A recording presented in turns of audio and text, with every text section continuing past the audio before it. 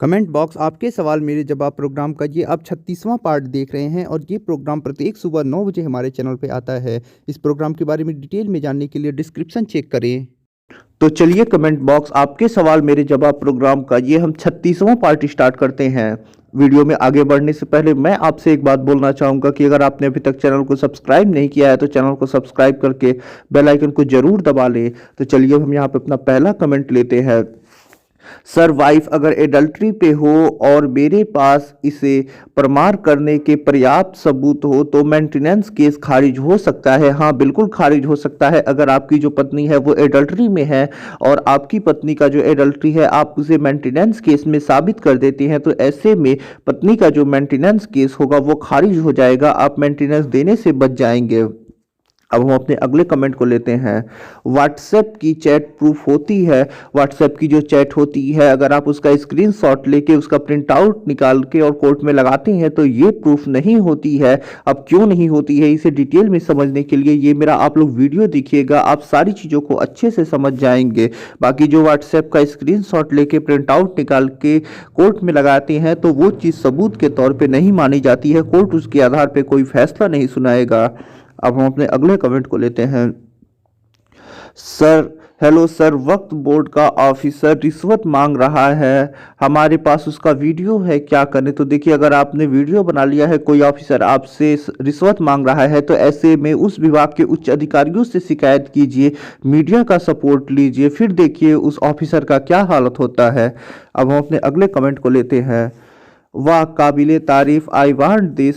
देखिए, जो ये मेरी किताब आ रही है जिसका नाम है legal guider for husband in matrimonial cases, वो ऐसे लोग जो भी मैट्रिमोनियल केस लड़ रहे हैं और किसी भी फील्ड से है, चाहे डॉक्टर हो, इंजीनियर हो, प्राइवेट नौकरी करते हो, सरकारी नौकरी करते हो, उनके लिए बहुत ज़्यादा उपयोगी सिद्ध होने वाली है। क्योंकि आप जो काम कर रहे हैं अपने फील्ड के आप मास्टर हैं, अपने फील्ड के बारे में आपको पता है, लेकिन जब आप केस लड़ना शुरू करते हैं तो इस फील्ड के बारे में आपको जानकारी नहीं होती है, इस वजह से लोग आपको मिसगाइड करते हैं।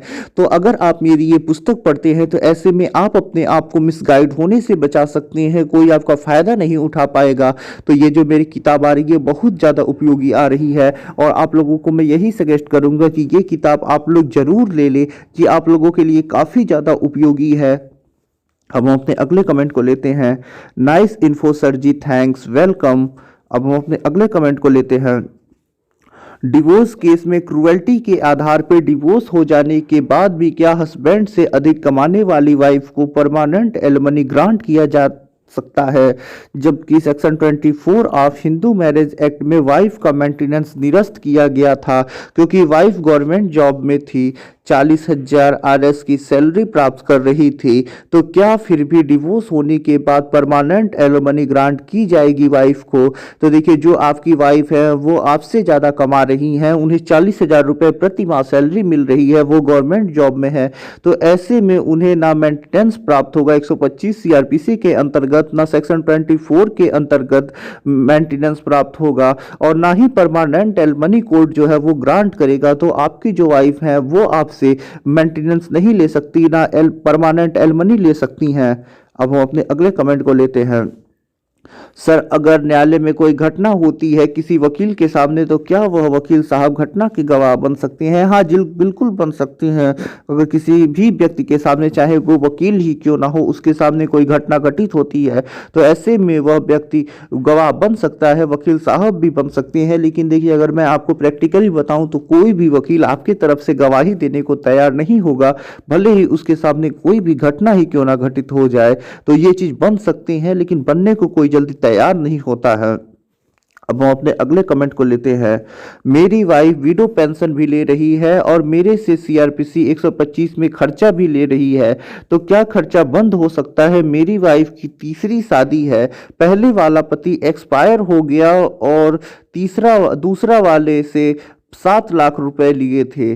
तो देखिए, अगर जो आपकी वाइफ हैं उनकी आपसे तीसरी शादी है, पहले वाले जो पति थे एक्सपायर हो चुके हैं, अब जो दूसरे वाले पति थे उनसे आपकी पत्नी ने 7 लाख रुपए ले लिए हैं, तो ये जो दूसरी शादी आपकी पत्नी से की हुई थी, अगर उनका जो ये डिवोर्स हुआ है वो वैलिड डिवोर्स है, यानी जो म्यूचुअल कंसेंट डिवोर्स से डिवोर्स लिया जाता है उस प्रकार से डिवोर्स लिया गया है, तब तो ऐसे में जब वो तीसरी आपसे शादी कर ली है तो अब उनके पास आपसे मेंटेनेंस लेने का अधिकार प्राप्त हो चुका है, और जो वो विडो पेंशन ले रही हैं वो उन्होंने यही लिखा होगा कि उससे मेरा खर्चा नहीं चल पा रहा है और आपकी जो इनकम होगी वो काफ़ी अच्छी खासी होगी, तो इस वजह से वो आपसे मेंटेनेंस ले सकती है। बाकी अगर आपकी जो इनकम है वो बहुत कम होगी, आप महीने के 4-5-7 हज़ार रुपये ही कमाते होंगे, ऐसे में आपकी जो विडो वाइफ है, यानी जिनका तीसरी शादी है आपसे, वो पेंशन भी प्राप्त कर रही हैं, पैसे भी उन्हें मिल चुके हैं एक मुश्त, और आप कम कमा रहे हैं, तो ऐसे में वो आपसे मेंटेनेंस नहीं ले सकती। ये आपकी परिस्थितियों के ऊपर निर्भर करता है। अगर आप कम कमाने वाले हैं तब तो ऐसे में वो मेंटेनेंस नहीं प्राप्त कर सकती है आपसे, लेकिन अगर आप ज़्यादा कमाते हैं, अच्छी कोई नौकरी करते हैं, ज़्यादा सैलरी है आपकी, तब वो आपसे मेंटेनेंस ले सकती हैं, क्योंकि जैसी आपकी हैसियत है उस हैसियत से उनको भी जीने का अधिकार है। कम कमाएंगे तो नहीं लेंगी, ज़्यादा कमा रहे होंगे तो ले सकती हैं। और बाकी अगर उनका डिवोर्स नहीं हुआ होगा सेकंड वाले पति से, लीगली डिवोर्स नहीं होगा, म्यूचुअल कंसेंट डिवोर्स नहीं हुआ होगा, तो ऐसे में उनका जो मेंटेनेंस पाने का अधिकार है वैसे ही समाप्त हो जाएगा, तब वो आपसे मेंटेनेंस नहीं ले सकती हैं। अब हम अपने अगले कमेंट को लेते हैं। देखिए 2 कमेंट एक ही में पूछा गया है लेकिन शॉर्ट में है। देखिए सबसे पहले इनका हम दूसरा कमेंट पढ़ेंगे, फिर पहला कमेंट पढ़ेंगे, तभी समझ में आएगा। उल्टा लिखा है इन्होंने, सर मेरी वाइफ ने लीगल नोटिस भेजी जिसका जवाब मैंने भी लीगल नोटिस से भेजा आरसीआर का, बट वो अभी रिस्पांस नहीं दे रही है, तो क्या मैं और वेट करूं या केस डाल दूं? 6 महीने हो गया है, सेक्शन 9 डाला तो वह रिटर्न में 498 125 डीबी रिटर्न में दे डालेगी, तो मैं क्या करूं? तो देखिए ऐसी परिस्थिति में जब आपकी वाइफ आपके साथ नहीं रह रही है, 6 महीना से अलग है, तो ऐसी में ये सबसे बेहतर होता है कि सबसे पहले तो आप एक घरेलू पंचायत कराएं, कुछ अपने घर के लोगों को, कुछ अपने रिश्तेदारों को, कुछ उनके रिश्तेदारों को ले जाके बैठें और मिल बैठ के बात करके मामले को सुलझाने का प्रयास करें। ये बात सत्य है कि जैसे ही आप सेक्शन 9 का केस डालेंगे वैसे ही आपकी जो पत्नी है वो 498 125 और डीबी का केस कर देंगे। तो बेहतर यही होगा कि सबसे पहले आप पंचायत कराने का प्रयास करें, एक बार मामले को सुलझाने का प्रयास करें। हो सकता है मामला सुलझ जाए तो यहीं पे सारी चीजें खत्म हो जाएंगी। अगर मामला नहीं सुलझता है तब तो मजबूरी है कोर्ट का शरण में जाना, कोर्ट में मुकदमा लगाना, फिर आगे देखिएगा जैसा होगा, जैसा समझ में आएगा वैसा करिएगा, लेकिन पंचायत पहले एक बार कराइए। नहीं उससे सुलझता है तब तो मुकदमा झेलना ही पड़ेगा, लड़ना ही पड़ेगा, मजबूरी है तो मुकदमे के चक्कर में पड़िएगा, उससे कहाँ कोई तब बच सकता है। अब हम अपने अगले कमेंट को लेते हैं। Nicely explained sir, thanks. आपकी वैल्यूबल बुक हमें कब तक मिल सकती है? सर जी बहुत लोग उत्सुक है बुक के लिए। तो देखिए ये बुक जितना जल्दी हो सके मैं लाने का प्रयास कर रहा हूँ। मेरा यही प्रयास है कि इस महीने के लास्ट तक ये मेरी बुक आ जाए, लेकिन जो लोग भी बुक पहले लेना चाहते हैं उन्हें प्री बुकिंग करानी पड़ रही है। तो मैं आप लोगों से यही कहूँगा कि इस बुक की आप लोग प्री बुकिंग करा ले, और बुक को उसके बाद जैसे ही आता है पब्लिश होता है, सबसे पहले जो लोग प्री बुक कराए रहेंगे उन्हीं को बुक भेजी जाएगी। तो प्लीज आप लोगों से मेरा यही रिक्वेस्ट है कि आप लोग बुक की अधिक से अधिक प्री बुक कराएं और मेरा भी सपोर्ट करें। अब हम अपने अगले कमेंट को लेते हैं।